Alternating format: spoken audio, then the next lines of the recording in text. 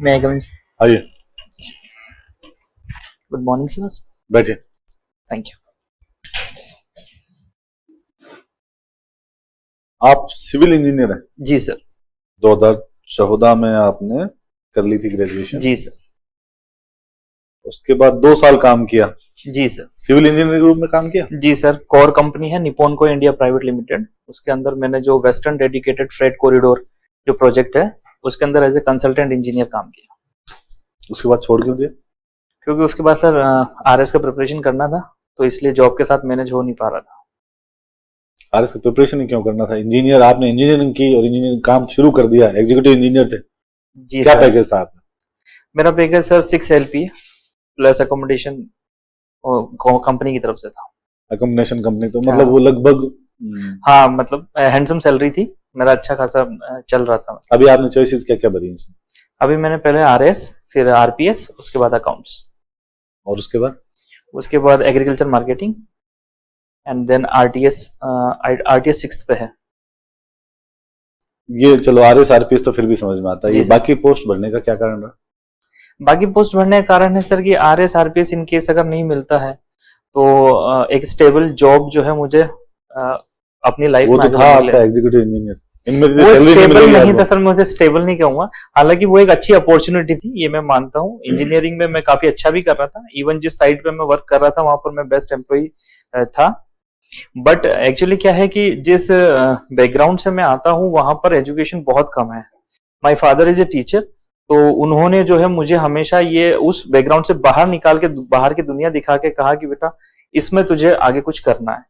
तो उस टाइम जब मेरी 10th हुई 12th हुई उस टाइम ये IIT JEE इनका जोर था, बूम एक तरीके से इंजीनियरिंग का ही चल रहा था, तो उस टाइम पे जो बेस्ट करियर ऑप्शन था वो इंजीनियरिंग का था।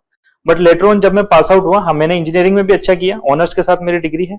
उसके बाद मेरा कैंपस में प्लेसमेंट हुआ, हमारी ब्रांच से सिलेक्ट होने वाले सिर्फ 2 जने थे, उसमें से मैं एक था। 120 का हमारा बैच था, तो academically I was good. But जब मैं वहां पर पहुंचा 2 साल काम किया तो मुझे लगा कि जिस पर्पस के लिए माय फादर सेड कि बेटा मतलब अपनी इस कम्युनिटी से बाहर निकल के दुनिया के साथ फाइट करो, तो मैं तो बाहर निकल गया, पर मेरे साथ वाले जो थे, जो आप ये कीजिए मेरे रिलेटिव्स, मेरे कजिन्स, वो आज भी मतलब उसी उसमें थे कि अगर उनमें से कोई 4th अटेम्प्ट में 10th क्लास पास कर ले तो वो गली का हीरो बड़ी था। बात होती है। तो एक टर्म चलती है, मैक्सिमम गवर्नेंस मिनिमम गवर्नमेंट, क्या जी मतलब सर। इसका? Sir maximum governance is like human interference, या जो भी मीडियम है, चैनल है जिसके थ्रू आप गवर्न करना चाह रहे हैं, वो कम से कम इन्वॉल्वमेंट हो, पर उससे आउटपुट जो निकले वो ज्यादा से ज्यादा निकले। तो सपोज करो आज से 10 साल बाद आपको ऐसा लगे जी कि जिस सेक्टर में आप जा रहे हैं जी उसका रोल मिनिमम हो गया है, क्योंकि सरकार चाह भी यही रही है जी कि इनका रोल मिनिमम, तब आप क्या करें? सर, प्रैक्टिकली मैं ये देखूंगा अगर आज से 10 साल बाद अगर मेरा रोल मिनिमम हो चुका है तो कोई ना कोई ऐसा फील्ड जरूर होगा जहां पर रोल जो है मैक्सिमाइज हो रखा होगा, और मेरी अगर उस तरफ जाने की कैपेबिलिटी हुई या मेरा इंटरेस्ट हुआ तो मैं प्रोग्रेस कर सकता हूँ सर। आपकी हॉबी के बारे में कुछ बताएं। मेरी हॉबी सर ड्रामा है, थिएटर है। मैंने कॉलेज में थिएटर किया है, कॉलेज में मैंने 4 साल थिएटर किया, उसमें एज ए डायरेक्टर मैंने काफी काम किया है। मैंने कम से कम 12 से 13 स्ट्रीट प्लेस डायरेक्ट किए हैं, और उसके अलावा मैंने फाइनल ईयर के अंदर एक फुल लेंथ प्ले जो 1 hour 30 minutes का था, उसको मैंने डायरेक्ट। थिएटर भी लिखा है, ड्रामा भी, थोड़ा इसको समझें, थिएटर और ड्रामा क्या होता है? Theatre drama sir actually college level पे इतना स्पेसिफिक नहीं होता है, मतलब जैसे जिस क्लब का मैं मेंबर था, जिस क्लब को मैंने हेड किया, उसमें हम लोग स्ट्रीट प्ले भी करते थे, माइम्स वगैरह भी करते थे, ड्रामा इन द सेंस की स्टेज एक्ट जो होता है वो भी हमने किया है। की थी। अभी आप MA कर रहे हैं साइकोलॉजी में? जी सर, मैं भी MA पर। आपने साइकोलॉजी क्यों चुना अपना subject? Psychology sir, civil services की प्रिपरेशन के दौरान इट्स कॉमन कि हम जो है यूपीएससी का भी कोशिश करते हैं, तो मेरा ऑप्शनल यूपीएससी में साइकोलॉजी है। फिर उसके दौरान जब मैं वापस को मैंने डीप में पढ़ा सब्जेक्ट को, तो मुझे काफी इंटरेस्टिंग लगा। प्लस आजकल की जो अब जैसे एडमिनिस्ट्रेशन भी जो मेंटल हेल्थ है वो एक इशू होता जा रहा है। इट्स मतलब एक बड़ी प्रॉब्लम जो निकल के सामने आ रहा है एडमिनिस्ट्रेटर्स के लिए, वो मेंटल हेल्थ का निकल के आ रहा है, और आने वाले टाइम में ये प्रॉब्लम एग्रेवेट होगी। तो इसको और समझने के लिए मैंने जब था, और फिर ये जो टाइम था एक्चुअली RS की जैसे वैकेंसी लंबा टाइम बीच में कंज्यूम करती है, तो उस दौरान मैंने टाइम को यूटिलाइज करने के लिए फिर मैंने इससे MA परस्यू कर लिया। ओके। सिगमंड फ्राइड उन लोगों में से है जिन्होंने कॉन्टेम्परेरी वर्ल्ड को सबसे ज्यादा प्रभावित किया है, उनके विचारों ने सबसे ज्यादा जी लोगों सर। पर। सिगमंड फ्राइड को ओवरऑल अगर हमें 2-4 लाइनों में समझाना पड़े किसी भी आम आदमी को, तो सिगमंड फ्राइड का क्या योगदान है मनुष्यता के लिए? सिगमंड फ्राइड का जो मोस्ट इंपोर्टेंट कंट्रीब्यूशन है, उसने दुनिया को ये बताया कि जो हमारा सबकॉन्शियस माइंड है, सबकॉन्शियस माइंड प्लस अनकॉन्शियस जो माइंड है, वहां की जो डिजायर्स है वो हमें ड्राइव करती है कि हम अपने बिहेवियर किस तरीके से लेते हैं। उसने उस अनकॉन्शियस माइंड के डिजायर्स को बाहर निकालने का काम किया। उसके जो एक्ट है फ्री एसोसिएशन करके, उसके जो प्रोग्राम्स हैं, उसके अंदर उसने जो चाइल्डहुड में जो घटी हुई किसी के साथ कोई इवेंट होता है, वो जो हम रिप्रेस कर देते हैं चाइल्डहुड की मेमोरीज को, वो हमारे बिहेवियर को आने वाले जब हम एडल्ट होते हैं तब हमारे बिहेवियर को कैसे इफेक्ट करती है, उसको जो उसका कारण था वो सिगमंड फ्रॉइड ने बताया कि अनकॉन्शियस माइंड या सबकॉन्शियस माइंड के अंदर डिसाइड करता है। एक बच्चा जन्म लेता है और उसके बाद जब तक वो अपनी अडल्टहुड को अचीव करता है, तब तक उसके माइंड की डिफरेंट स्टेजेस भी बताई है सिगमंड फ्राइड ने। जी। वो कौन सी स्टेजेस है, बिना एक्सप्लेन किए उनके नाम सिर्फ? सर आई थिंक आप वो 5 स्टेजेस वाले उसके फॉर्मूले की बात कर रहे हैं। उसमें एग्जैक्ट मुझे याद नहीं, पर हाँ 2-3 मैं रिमाइंड कर पा रहा हूँ। एक ओरल था, ओरल स्टेज, फैलिक स्टेज, बाकी 3 के नाम में रिकॉल नहीं कर। चलिए, एक जो है वो शब्द बहुत आजकल चर्चा में रहता है, नार्सिसिज्म। Yes sir. अवेयर हैं आप इस बारे में? जी सर। क्या मतलब किस तरीके का ये जो है वो मेंटल डिसऑर्डर है?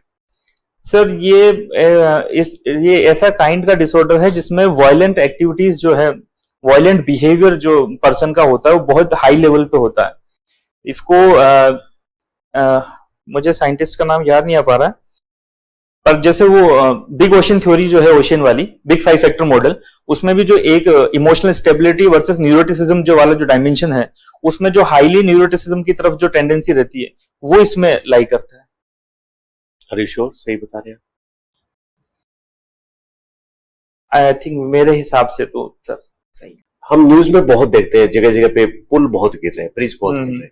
एज ए सिविल इंजीनियर आप क्या प्रमुख कमी पाते हैं इन सब जगहों में? एक कॉमन जो सब में निकल के आती है वो बात, वो क्या है?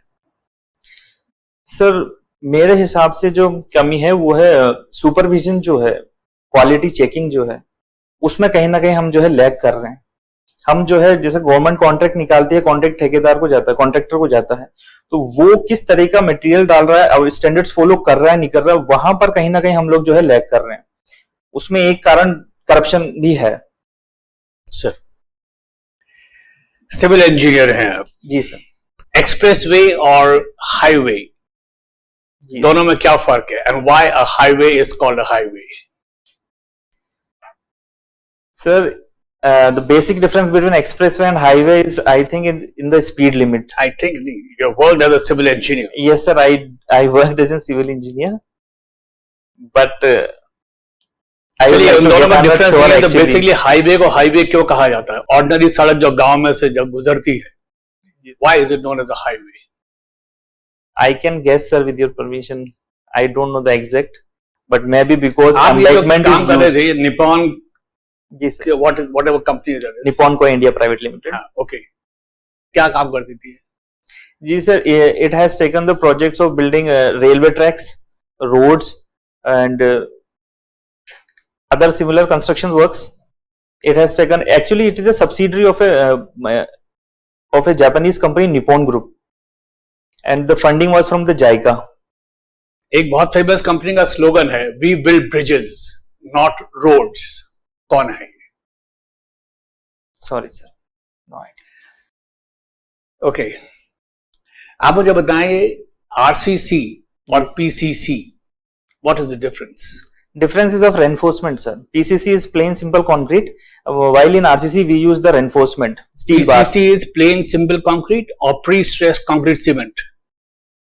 Pre-stressed not sir, pre-stressed is a different concept.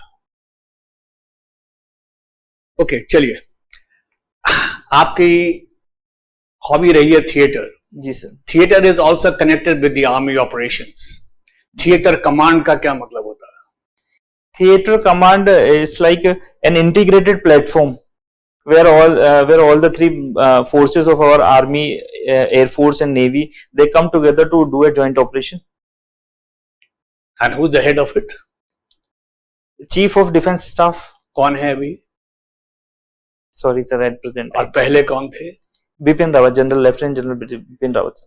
चलिए मुझे बताइए, प्रधानमंत्री विश्वकर्मा योजनाएं क्या है?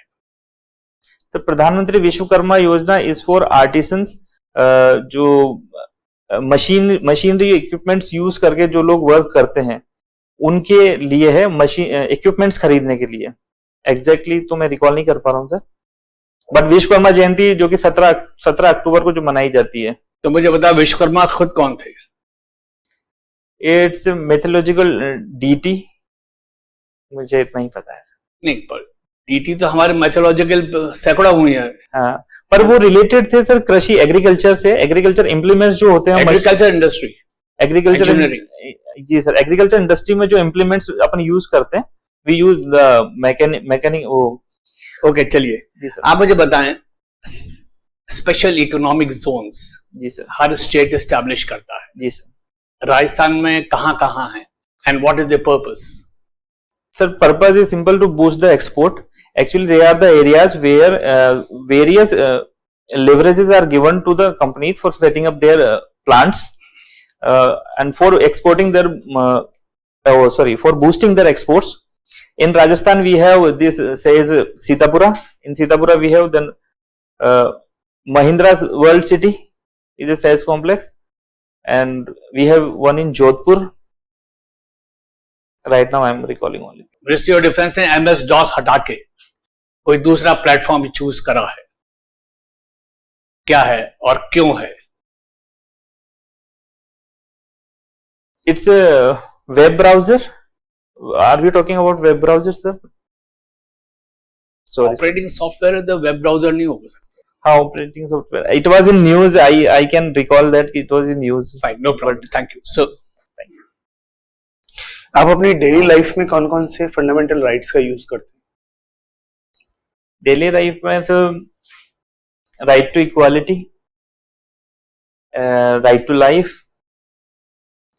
Right to freedom of profession of religion. मतलब वैसे तो हम लोग जो है कहीं ना कहीं सभी सारे फंडामेंटल राइट्स का यूज करते ही हैं, बट मोटे मोटे तो सर ये। ठीक है। लीगल लिटरेसी क्या होती है? It is about awareness about the legal laws of a country. कोई प्रोग्राम चल रहा है इस तरह का? प्रोग्राम सर आइडिया नहीं है सर। ठीक है। सवाईमाधोपुर की पॉपुलेशन कितनी है डिस्ट्रिक्ट की? It is around 13,35,000। Okay. Literacy rate कितनी है? Literacy rate is around 65%। ठीक है। हमारे यहाँ लिटरेसी का मतलब क्या होता है? किसको लिटरेट कहते हैं हमारे यहाँ? सर लिटरेसी को हम डिफाइन करते हैं कि on an average 7 year old kid जो है अगर रीड कर सकता है, राइट कर सकता है, कॉम्प्रिहेंड कर सकता है, तो we call it as literacy. कोई एडल्ट लिटरेसी का प्रोग्राम चल रहा है हमारे यहाँ? प्रौढ़ शिक्षा के सर जो नाइट स्कूल्स चलते थे, अभी भी चलते हैं। हमारे संविधान में समाजवादी शब्द का प्रयोग कहाँ कहाँ किया गया है? It is in the preamble sir, and in the directive principles of state policy. ठीक है सर।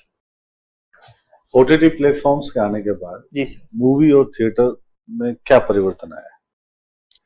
सर ओटीटी आने के बाद सबसे बड़ा इम्पैक्ट ये पड़ा है कि इसकी रीच बहुत बढ़ गई है। प्लस ओटीटी का एक जो फायदा है कि एनीवेयर एनी टाइम जो यूजर देखना चाहता है वो देख सकता है। थिएटर में ये पॉसिबल नहीं था। प्लस इंडस्ट्री को भी इससे सर बूस्ट मिला है, क्योंकि जैसे नंबर ऑफ प्रोजेक्ट्स अब काफी ज्यादा आने लग गए हैं, तो ये फायदे हैं सर। एआई के इंट्रोड्यूस होने से क्या फर्क आएगा मूवीज के मामले में, आपको क्या लगता है? आर्टिफिशियल इंटेलिजेंस, एआई का सर जो पॉजिटिव एस्पेक्ट अगर अपन देखें तो उसमें number of projects can increase. दूसरा, some people needs little bit of help, और जिसके कारण वो अपना टैलेंट बाहर शो कर सके, तो एआई डेफिनेटली कैन हेल्प। नुकसान क्या होगा? नुकसान सर ये है कि कहीं ना कहीं क्रिएटिविटी को थोड़ा सा लॉस हो सकता है। जो ऑडियंस के पास मटेरियल जाएगा मूवीज का, उसमें हो सकता है कि रिपीटेटिव मटेरियल ज्यादा जाए। हॉलीवुड में कोई मूवमेंट चल रहा है क्या इसको लेके? हॉलीवुड में सर अभी स्ट्राइक्स चल रही हैं राइटर्स क्यों की। चल रही है? वो पे रेस के ऊपर सर डिमांड कर रहे हो, हाई पे रेस। प्लस या इसका एआई का भी है सर। वो राइटर्स बोल रहे हैं कि भाई इनसे जैसे एआई अगर लिख देगा तो फिर व्हाट वी विल डू। चलिए, थैंक यू। Thank you.